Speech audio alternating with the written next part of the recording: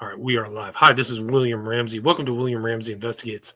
On today's show, I have a very special guest. His name is Carl DeNaro, and he published in June 2021 a new book, which I read through. Really a fascinating book. Title of the book is The Son of Sam and Me, The Truth About Why I Wasn't Shot by David Berkowitz. And I've researched this case in detail. I know a lot about the Process Church of the Final Judgment. I included a long chapter about them in my book, Children of the Beast. And that's kind of one of the groups that's involved or is alleged to be involved in some of these things. But Carl DeNaro was right there in the mix and really was lucky to really be here. So I'm really delighted to have him. So Carl DeNaro, welcome to the show. How are you? Hi, William. Thanks for having me. All right. Well, thanks for agreeing to the interview. You were really one of the victims of this killing spree that happened in New York City. Can you talk about your background and kind of how this whole started and what led you to write this book, The Son of Sam and Me? Yeah, well, that's a long question, or I should say, it's a long answer. I was going into the Air Force. My due date was October 28th to report to basic training, and October 23rd, 1976, I was in a parked car with Rosemary Keenan, and we had just started making out, and my life changed forever. I didn't realize that I was shot immediately. I knew I was hurt. There was glass all over and glass shards in my hands, and we had just left the local bar that I hung out in, and when the windows were shot out, I told her to start the car up and let's get out of here. And she drove down the block, and eventually we got back to the bar that we started at.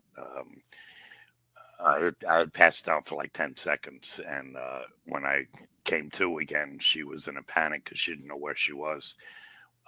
But being it was my neighborhood, I knew exactly where we were, and I directed her back to Peck's Bar and Grill. I walked into the bar, and the doorman, who knew me, said, "You don't look too good." And I said, "I don't feel good. I think the car blew up."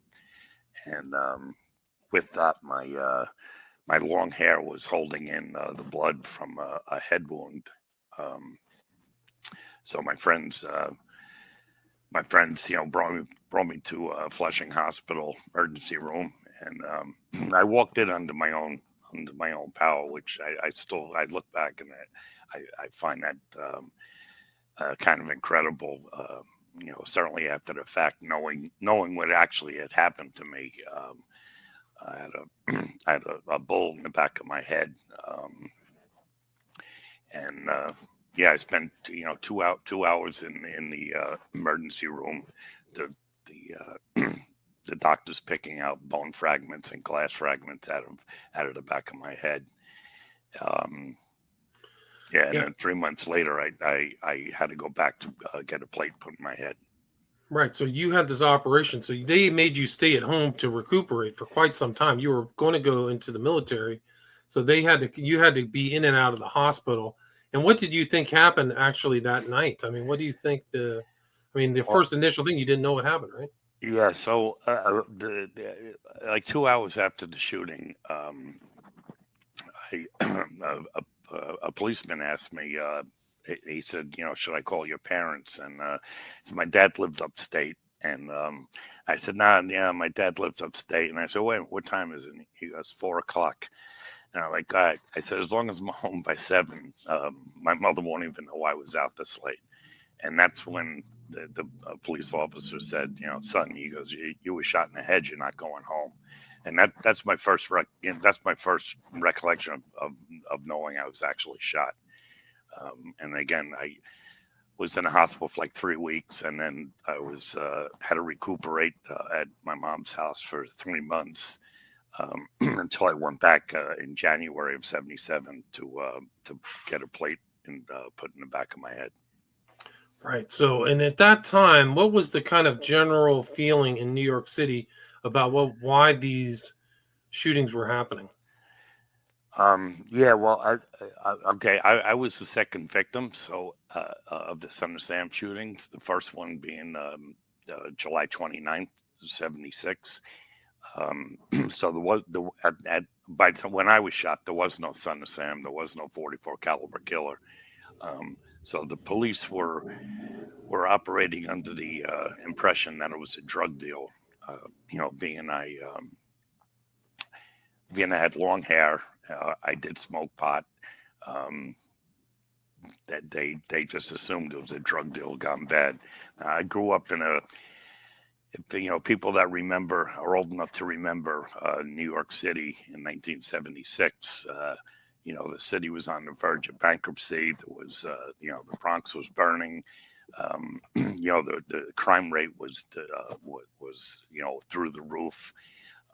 But I have to say, in my little neighborhood, we really weren't affected by it. I mean, we knew what was going on, but again, it was a upper middle class neighborhood. We didn't have any crime like that, so I guess it was logical for the cops to think it was a drug deal. So, of course, my mother bought into the drug deal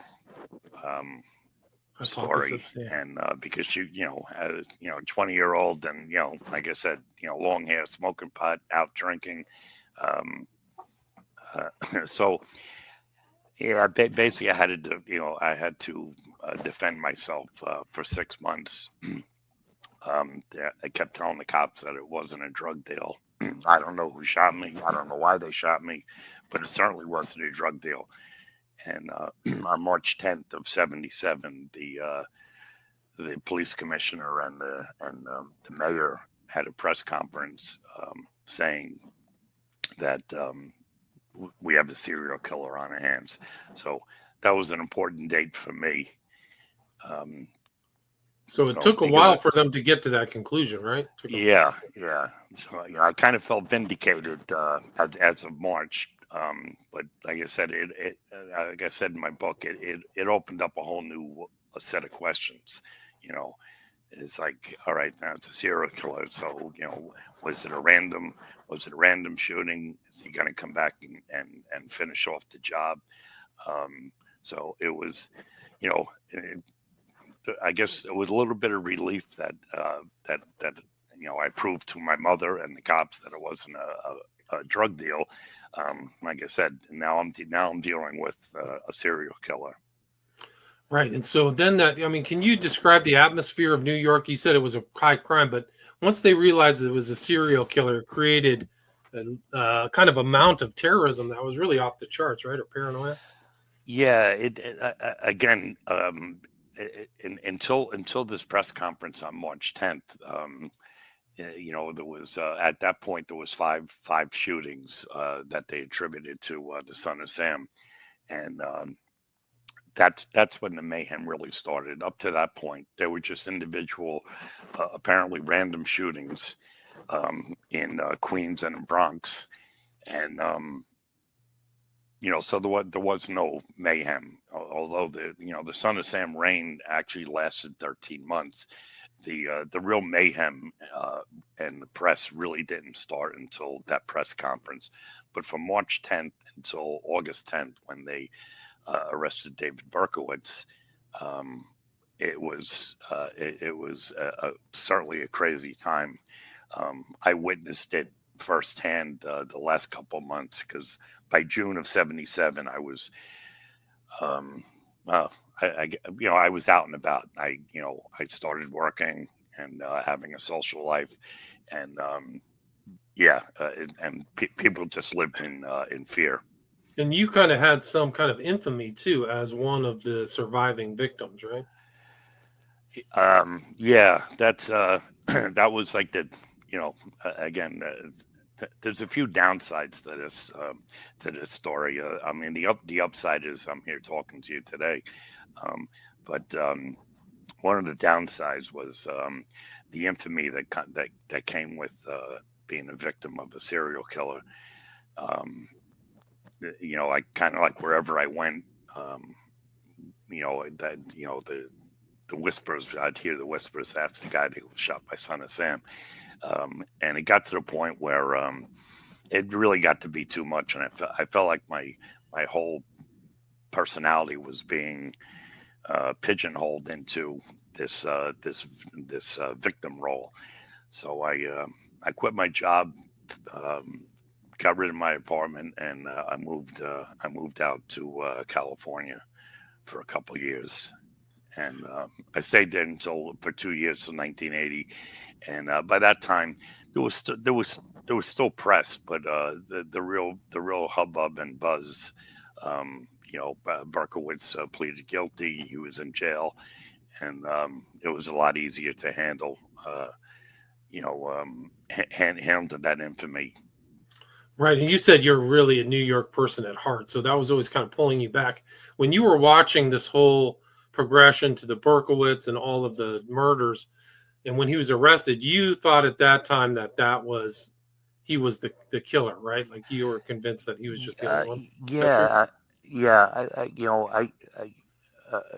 I kind of got all, not kind of, I got all my news like everyone else, reading the newspapers and watching the news. I didn't have any special inside information from law enforcement. So I had, by the time they arrested Berkowitz, I had no reason to believe there was anything other than what I was reading in the paper and what the police were saying. I will say that the night that they arrested Berkowitz and they flashed his face on TV, two things went through my head. One was, he didn't look like what I would think a serial killer looks like. He didn't have the crazed eyes or anything like that. And I guess even more importantly, the person they were parading through Police Plaza didn't even look like the sketches that they were, posting in the paper and all over. It was, and everyone, even though no one really knew about a conspiracy or more than one person involved, everyone that I know said the same thing. It's like, that's not the guy. In fact, there's a photo of of the press conference when they brought Berkowitz in, and they have a big poster size photo of the sketch that they were purporting saying this is the guy we're looking for, and it's clearly not David Berkowitz, and that didn't go unnoticed by the public, but it didn't really gain any traction either. Right, but those are very good reference points, those sketches, because you can still see that today, that they're not consistent with what David Berkowitz looks like. So you kind of went through that, and I think you got some money from the Victims Fund or something like that, and everything changed for you in 1987, right, when something happened, right? Yeah. So, it was kind of like, all right, wrong place, wrong time. I got an honorable discharge from the Air Force because they had no use for somebody that was already injured.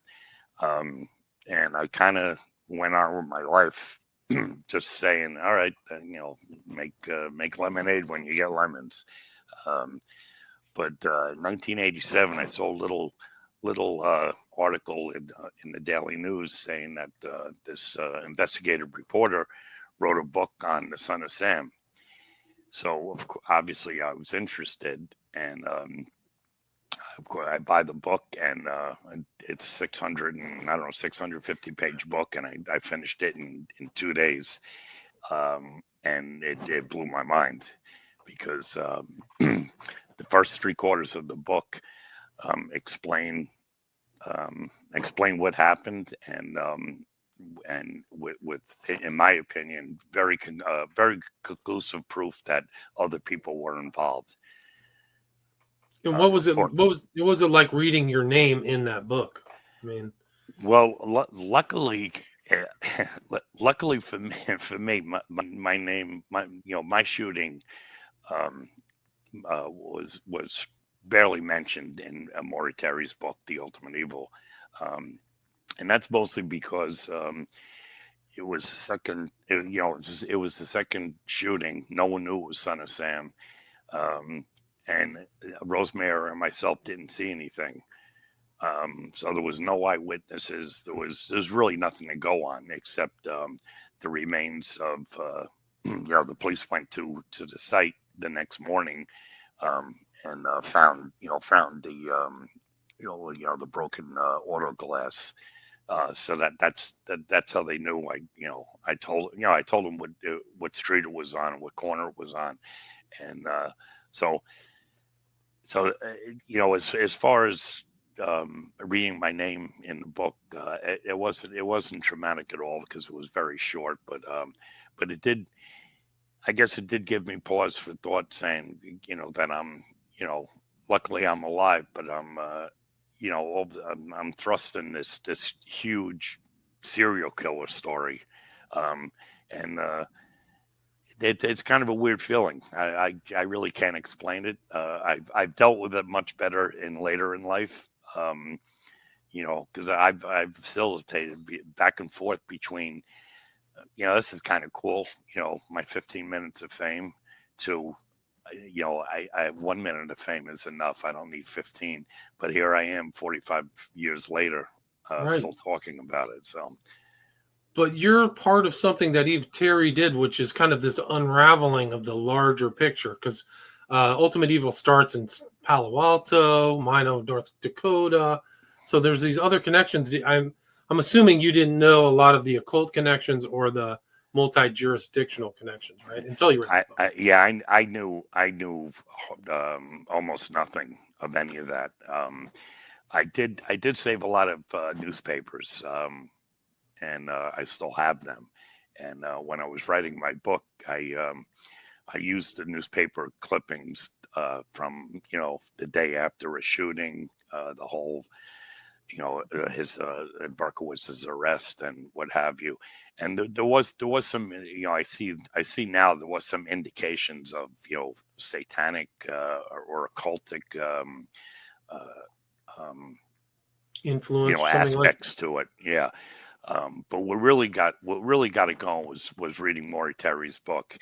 And a little funny story. I wound up meeting Maury, I guess 6 years after the book came out, and we were doing a TV show together, a Geraldo show, and one of the first things I said to him, and obviously I shook his hand and said, "Nice to meet you." But right after that, I said, "I loved your book," but it should have been 150 pages shorter, and because if you read The Ultimate Evil.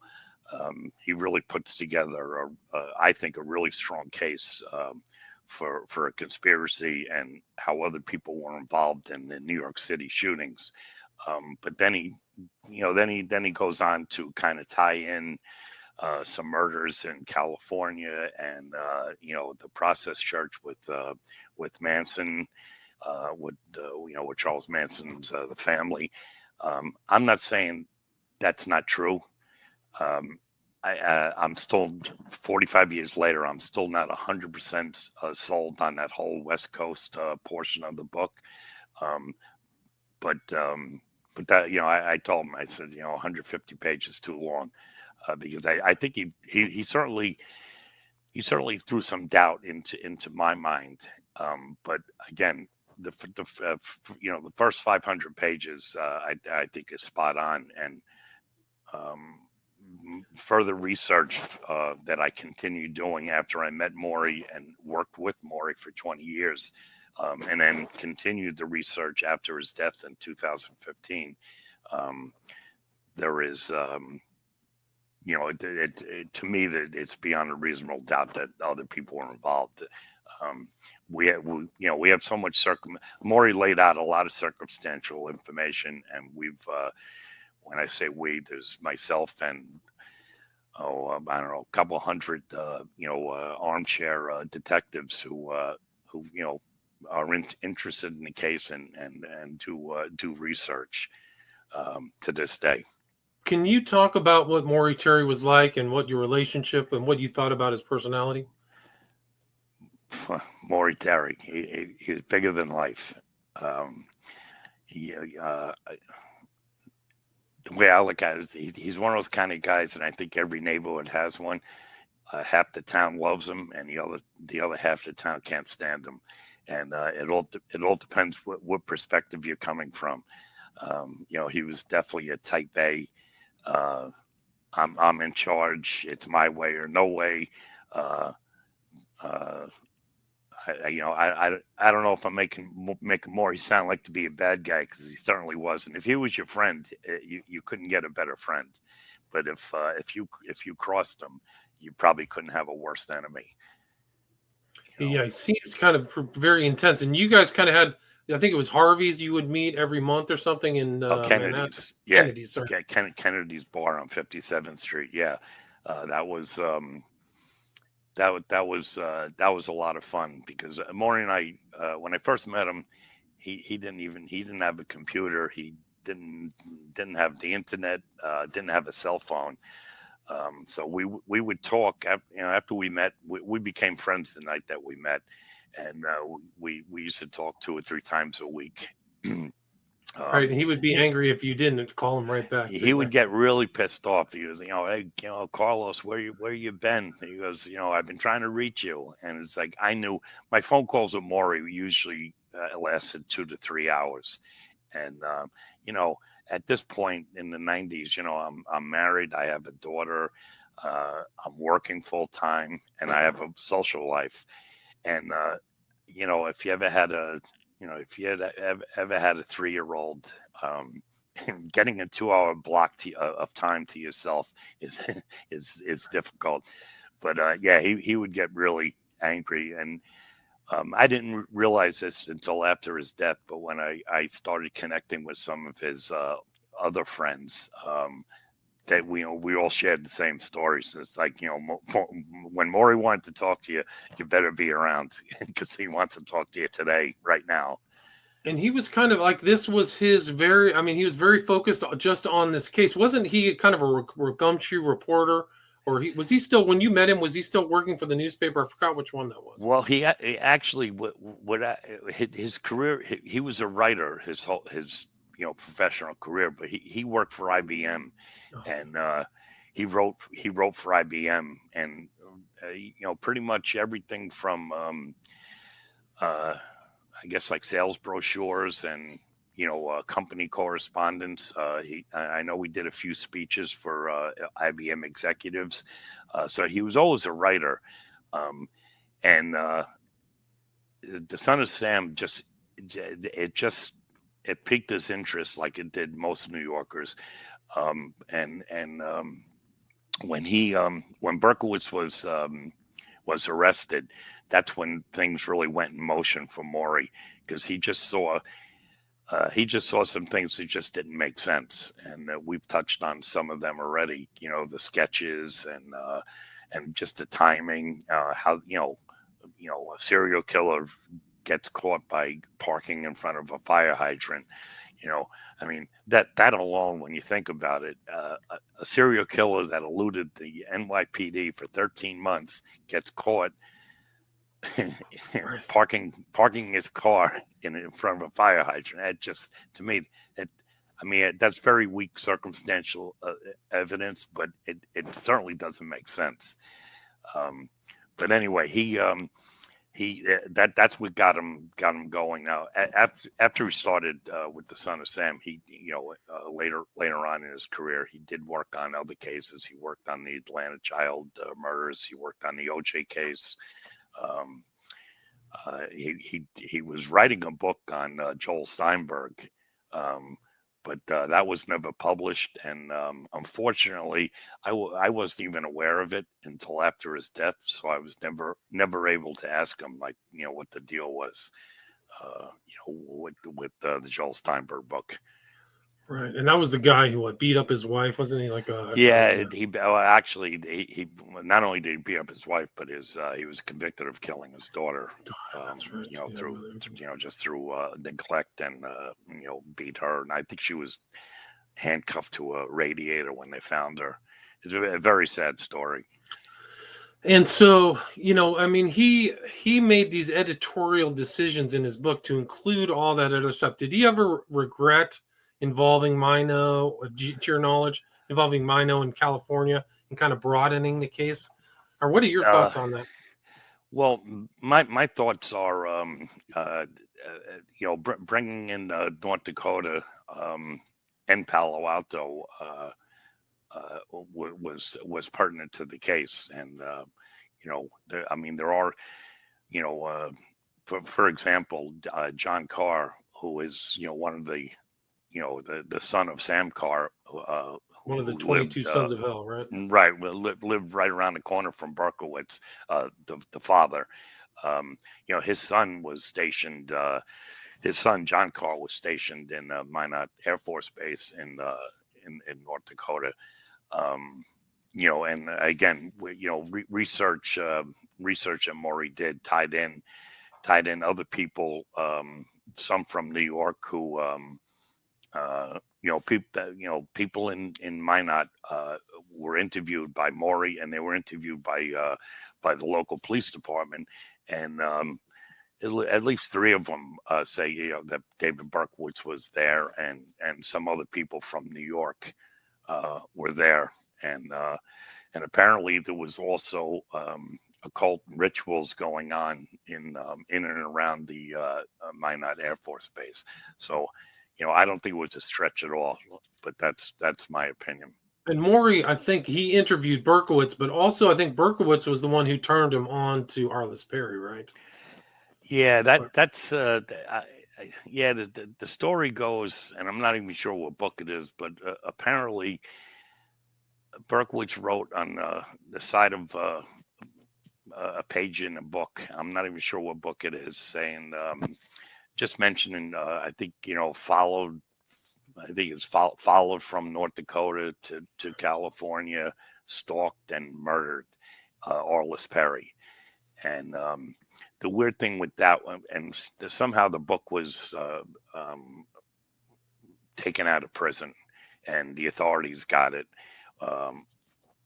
And yes, I'm not really sure, but what intrigued Maury about it was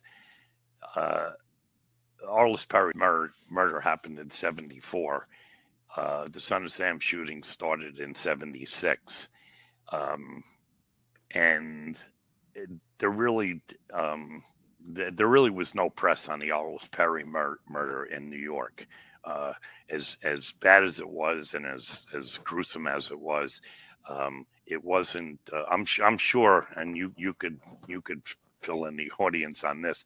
I'm sure the Palo Alto area. There was quite a few stories on Arliss Perry, because it was a ritualistic murder happening in a church. It's pretty big news, but again, how would Berkowitz know about this? That was like Maury's big question. So he thought there was a tie to it. And that memorial chapel where she was murdered is really the very epicenter of Stanford. It's in the quad, and the whole school was built around that. So it was very like somebody had to, I don't know if there's choice, but it's like if you think of a university and it has an architecture or a spire or something that defines it, that was kind of the defining thing, other than the Hoover Tower, for Stanford. So is really very bold. And I told you in the pre-show, I have a connection to that. I've written articles about that. I'll post them in the show notes. Yeah. Even before I've interviewed people about Son of Sam, just because of the ritualistic, and then October 12th, which is Hurley's birthday, which is a weird. It's definitely, there's definitely a lot of symbology in that murder. Just the way the body was found, what was done to her, the fact that it was Crowley's birthday. And don't get me wrong, I'm not poo-pooing this theory, but you have to realize that the Son of Sam case has a lot of tentacles, and I have chosen, because of how I was thrust into this story, I've chosen to devote almost all of my research to the actual shootings and people in the New York area that were involved. Obviously, in some cases, I had to go out of the New York area, like, as we mentioned earlier, in North Dakota. But I haven't really spent a whole lot of time with the Arliss Perry thing. I know there's, what's his name? Steve Crawford. Right. I mean, I know the police say it's solved, Right. but it's almost like Berkowitz over again, right? Oh, we got our man. We're done. Yay. Thank you for saying it, because that's actually where I'm going to. It's like I don't have enough time to devote to the Arliss Perry case, because I'm knee deep in the Son of Sam case, and for anyone that's interested, the Arliss Perry case is. The ending of the Arliss Perry case is probably more interesting than the beginning of it, because the police say the case is solved because the guy shot himself. I can't even say a suspect, because it's my understanding they didn't have an arrest warrant. They had a search warrant, and this is 40 years after the murder. So I'm not really sure. And he was, he was a security guard the night that Arliss was murdered, and it took 40 years for them to come talk to him. And he had a copy of The Ultimate Evil in his apartment too. So. Well, that's what they said. That's what I believe it was the police chief said. In a box in his closet, he had a copy of. But you know what?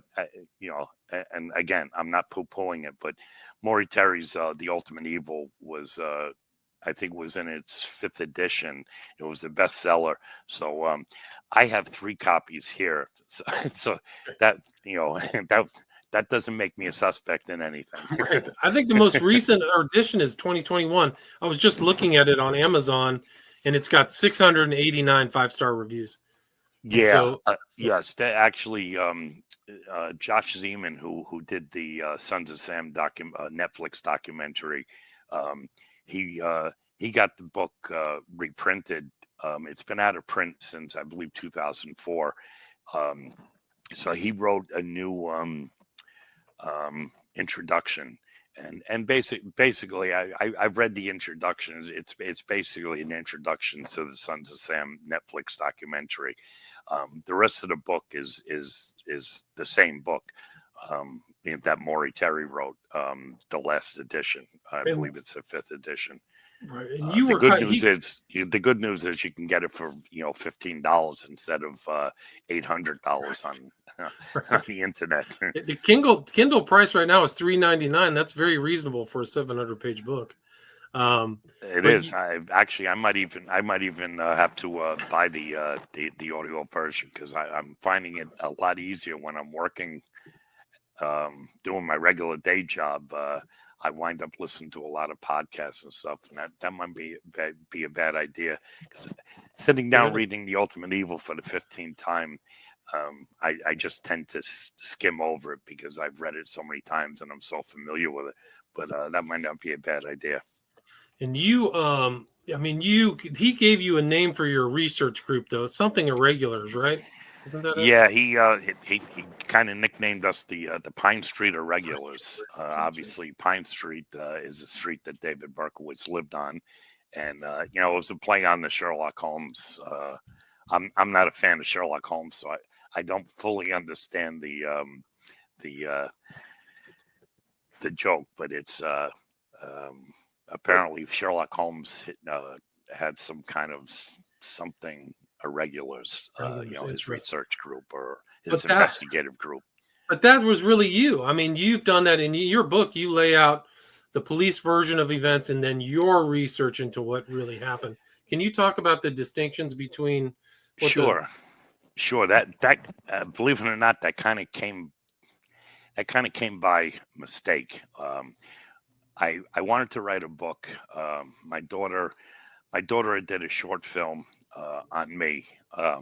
Basically, the night I was shot to the day we found out it was the serial killer. And she was a film student in Brooklyn College, and she to write her script, she interviewed me extensively, and she asked me questions that I don't think anyone ever asked me, and the answers were foreign to me. And it really got me thinking. And by the time she was done, by the time she made her movie, she convinced me that I had a story to tell. So I started writing, and I wanted it to be, I didn't want it to be a Son of Sam book. I wanted it to be, a Son of Sam survivor story. That, my life, 45 years being involved one way or another in the Son of Sam investigation. And after I got through my introduction, which I think is probably the best part of the book, or that's the part I like the best anyway, just describing who I was, how I was, back when I was 20 years old, I realized that how can I explain to people my relationship with Maury Terry, the whole Son of Sam thing, without explaining Son of Sam? So I started writing, and I felt like I was just like writing like a newspaper article going, and this is what happened. I said, how else can I explain, these supposedly random shootings that were happening like every 2 or 3 months, without actually explaining the Son of Sam story. So I came up with this idea of let me write it, each shooting, and explain it as it was explained to me via newspapers and the police and the 6 o'clock news. So that's what I did. And interspersed, I talk about my feelings and again my relationship with Maury. You have to realize that I went through this whole thing without knowing Maury. I didn't meet Maury until 1994. And then, so after I went through all the shootings, and I kind of go back and revisit each of the shootings and point out, obviously I don't bore the reader with the same exact story, but I go through each of the shootings using the information that we as a group have come up with since the incident, and also pointing out different clues that I believe the police missed or just ignored. Right. So you go in detail on that. I mean, there's a lot of information in this book, a lot of new information, stuff that I learned that I didn't know. I think it's also your relationship with Maury Terry. Is there anything, we're at almost at 40 minutes. Is there anything you'd like to add or anything I missed before we wrap it up? No, I mean, it's a great book for your first effort. I highly recommend this book. I hope people buy the book. It's available through Amazon and the publisher's Wild Blue Press. And I'd be remiss if I didn't thank my new friend Brian Whitney, who helped me write this. Believe me, it's all me. When you read it and you listen to this interview, you're gonna see that I wrote it. But Brian was very good at capturing the essence of me, the way I talk, the way I explain things, and putting it into a readable book.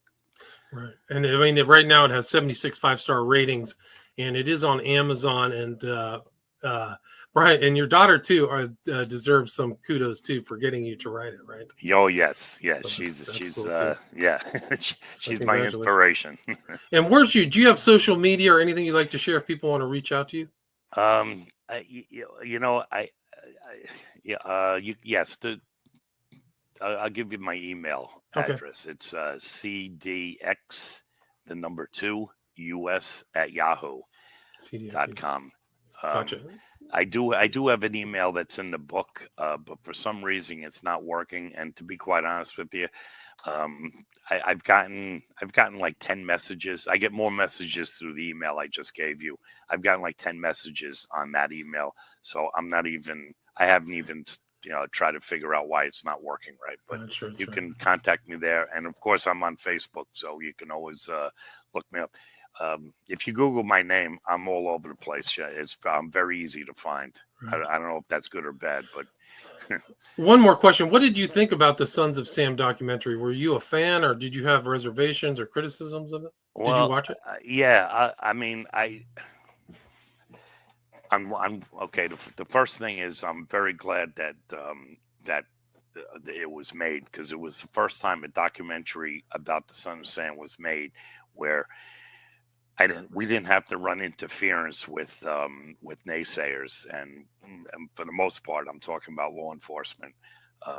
For years, Maury, myself, and other people just did battle with the NYPD. Trying to get out the information about other people being involved, and then being on the same show as the NYPD, and like Joe Coffey, Joe Borelli saying that Maury Terry's he's just a crazy conspiracist. Carl doesn't know what he's talking about. He didn't see anything. It's all garbage. We got our man. He's in jail. Case closed. This is the first time that Joe Borelli was on the documentary, and based on all the information that Josh Seaman put in the documentary, Joe Borelli didn't really come off looking all that sure about himself. So that part was good. On the negative side, if I was doing that film, I wouldn't have made it as dreary as it seems. Like Maury Terry was not a hermit. That he definitely had some physical issues. I didn't see him for the last 5 years. All that part's true. I'm just not sure it was all that important to the story. But with that said, you have to realize art, writing a book, making a movie, making a documentary is very subjective. And when it's your movie, you get to do it the way you want to do it. So I have no complaints to Josh Seaman. I would have done it different, but so would everyone else. So overall, I would give it I don't know, a 9 out of 10. Pretty good. And at the very end, there's that sequence with Crawford where the police are there going to arrest him for Arliss Perry, whatever the search warrant. So really interesting. It's great to talk with you, Carl DeNaro. Really appreciate your time. Again, the title of the book is The Son of Sam and Me, The Truth About Why I Wasn't Shot by David Berkowitz. Can be found on Amazon with 76 5-star reviews right now. Thanks so much for your time. All right. Thank you. Take care. Stay there.